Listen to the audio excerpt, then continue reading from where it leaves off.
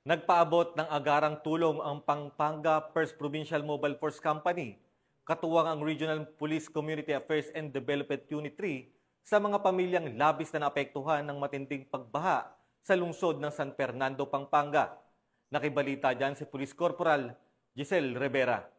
Ng tulong ng Pampanga First PMFC at RPCAD 3 sa mga residente na apektado ng baha dito sa City of San Fernando, Pampanga.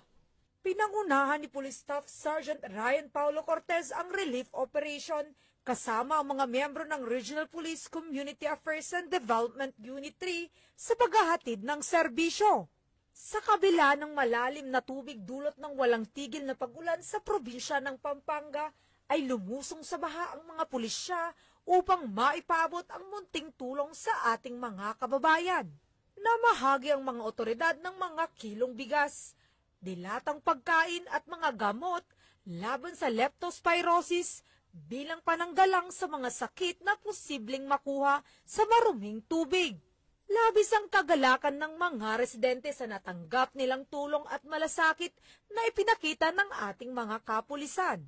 Grabe po ang tuwa ko dahil hindi na po ako ngayon barangay official pero ini-involve pa rin ako ni Sir Ryan sa ganitong gawain pang komunidad para sa ating mga tao.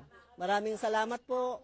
Keep up your good works. Patuloy ang misyon ng pulisya na maipadama ang taus-pusong serbisyo sa anumang oras ng pangangailangan, sila ang kaagapay ng bayan. Sa gitna ng anumang kalamidad na nanatiling sandigan ang ating kapulisan sa pagtiyak ng kapakanan at kaligtasan ng ating mamamayan. Mula dito sa City of San Fernando, Pampanga, ang inyong PNN Correspondent, Police Corporal Giselle V. Rivera, alagad ng batas, tagataguyod ng Balitang Pulis.